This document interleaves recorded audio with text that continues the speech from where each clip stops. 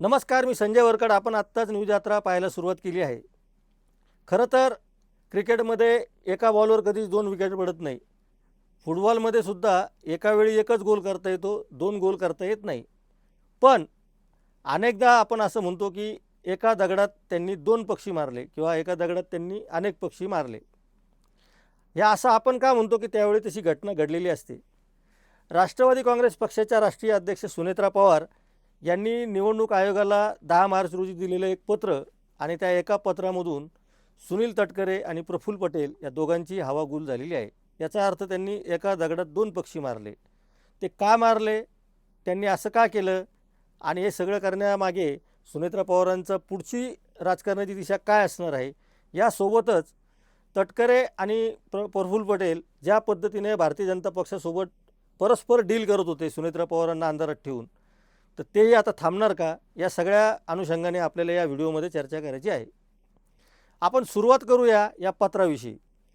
सुनेत्रा पवारांनी हे पत्र निवडणूक आयोगाला का दिलं, कारण त्या तर राष्ट्रीय अध्यक्ष या नात्याने त्याचं पत्र देण्याचा अधिकार त्यांचाच आहे. पण त्यांनी आत्ता पत्र देण्याचं एक कारण मुख्य असं आहे की अजित पवारांच्या अपघाती निधनानंतर त्यावेळी जी कार्यकारिणी अस्तित्वात होती, त्या कार्यकारिणीचे राष्ट्रीय अध्यक्ष म्हणून प्रफुल्ल पटेल यांनी निवडणूक आयोगाला एक पत्र दिलं होतं आणि त्या पत्राविषयीची कोणतीही माहिती ही सुनेत्रा पवारांना देण्यात आली नव्हती. आणि त्या पत्रामध्ये प्रफुल्ल पटेल यांचं म्हणणं असं होतं की पक्षाचे सर्व निर्णय घेण्याचे अधिकार हे राष्ट्रीय अध्यक्षांना आहे. याचा अर्थ स्पष्ट होतो की प्रफुल्ल पटेल यांनी सुनेत्रा पवारांना अंधारात ठेवून हा सगळा डाव रचला होता आणि त्याला सुनील तटकरे यांचीसुद्धा साथ होती.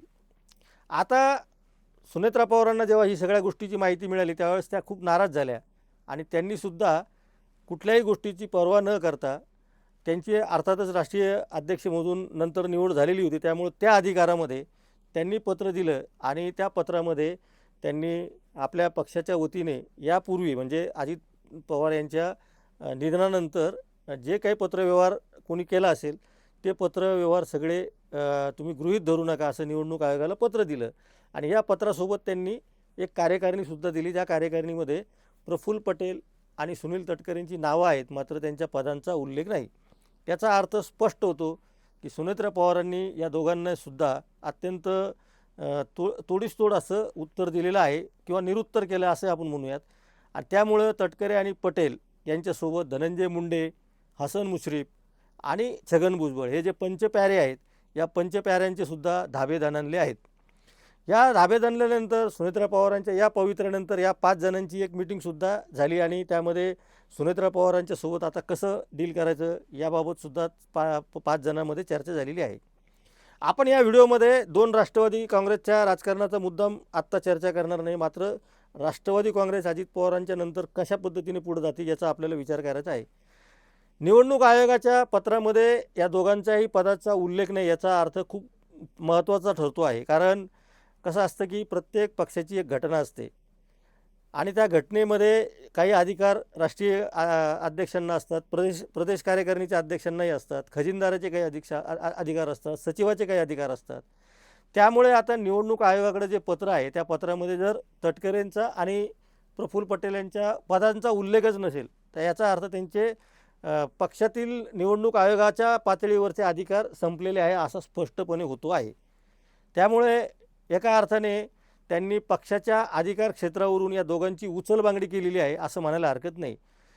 सुनील तटकरेंची सरळ सरळ उचलबांगडी केलेली आहे आणि प्रफुल्ल पटेलांची तर अक्षरशः तंगडीच मागे ओढल्यासारखा हा प्रकार आहे. कारण प्रफुल्ल पटेलांनी सुनेत्रा पवारांना न विचारता त्यांच्या राष्ट्रीय अध्यक्षपद असतानाच्या काळात दिलेलं जे पत्र आहे, राष्ट्रीय कार्याध्यक्ष असतानाच्या काळातलं जे पत्र आहे, तर त्या पत्राच्या अनुषंगाने सुनेत्रा पवारांनी ही कारवाई केलेली आहे. राष्ट्रीय कार्याध्यक्ष म्हणून आता कागदोपत्री नाहीत आणि सुनील तटकरेसुद्धा प्रदेशाध्यक्ष म्हणून कागदोपत्री नाहीत म्हणजे निवडणूक आयोगाच्या. कारण इकडं पक्षाची कार्यकारिणी जरी असली लेटर पॅडवर, तरी जोपर्यंत निवडणूक आयोगाला ही कार्यकारिणी कळवली जात नाही तोपर्यंत त्यांना तसे अधिकार उरत नाही. हा सरळ सरळ त्याचा अर्थ होतो आहे. आपण उद्धव ठाकरेंच्या प्रकरणामध्ये किंवा राष्ट्रवादी काँग्रेस फुटल्यानंतरच्या प्रकरणामध्ये निवडणूक आयोगाच्या संदर्भामध्ये ज्या सुनावण्या झाल्या त्यामध्ये आपल्या सगळ्यांना हे माहिती झालेलं आहे की कार्यकारिणीचं पद किती महत्त्वाचं असतं, राष्ट्रीय अध्यक्षाचं मत किती महत्त्वाचं असतं, कार्यकारिणीतील इतर पदांना किती महत्त्व असतं. त्यामुळे या सगळ्यांची पदं काढून सुनेत्रा पवारांनी त्यांना जोर का झटका धीरे से दिला असं म्हणायला आपल्याला वाव आहे. या पुढच्या काळामध्ये प्रफुल्ल पटेल आणि सुनील तटकरे यांच्यासोबत मी पंचप्याऱ्यांमध्ये ज्या 3 जणांचा उल्लेख केलेला आहे, हसन मुश्रीफ, धनंजय मुंडे आणि छगन भुजबळ, ते 5 जण कशा पद्धतीने भूमिका घेतात. अर्थात त्यांची भूमिका ही सरळ सरळ 2 राष्ट्रवादी काँग्रेस पुढच्या काळामध्ये कशा एकमेकांच्या सोबत राहतील किंवा राहणार नाही किंवा समांतर ठेवून फार टोकाचा विरोध न करता जर राहत असतील तर मग मात्र यांना ते फार खपणार नाही अशा पद्धतीचं वातावरण सध्या दिसतं आहे. दुसऱ्या बाजूला सुनेत्रा पवारांनी हा सगळा म्हणजे एकदम डाव उधळून लावल्यामुळे आता यांचं सगळं महत्त्व भारतीय जनता पक्षामध्ये सुद्धा आपोआप कमी होणार आहे. कारण ज्या लोकांकडे काही अधिकारच सुनेत्रा पवारांनी ठेवले नाही त्यांच्यासोबत भारतीय जनता पक्ष डील करून काय करणार. म्हणजे कोणतीही जर छुपी डील यांच्या वतीनं केली जाणार असेल तर त्याला सरळ सरळ सुनेत्रा पवारांनी पायबंद करून टाकलेलं आहे. त्यामुळं यांचं अवस्था खूपच आता पक्षामध्ये वाईट पद्धतीने झालेली आहे. आणि यानंतरच्या काळामध्ये समजा पुढची एक असं आहे की आपण आत्ता चर्चा करतो पण आता लगेच येऊन यांचं म्हणणं असं असेल की बाबा त्यांनी दिलेलं नाही पण नंतरच्या काळात ते आमच्या पदाचा उल्लेख असलेलं पत्र देतील. तसं पत्र जरी दिलं भविष्यामध्ये तरीसुद्धा तटकरे आणि प्रफुल्ल पटेलांना सुनेत्रा पवारांनी खडसावून सांगितलेलं आहे की तुम्ही जर यापुढं मला न विचारता कोणतीही गोष्ट कराल तर याद राखा. हा त्या पत्राचा सरळ सरळ अर्थ होतो आहे.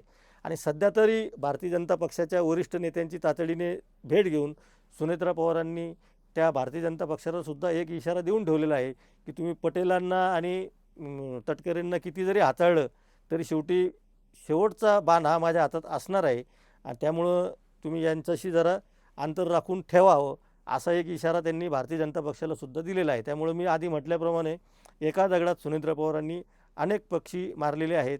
एका अर्थाने प्रफुल्ल पटेल यांची तंगडी मागे ओढलेली आहे आणि सुनील तटकरेंची उचलबांगडी पण केलेली आहे आणि इतरांचं तर ठाव ठिकाणच ठेवलेलं नाही.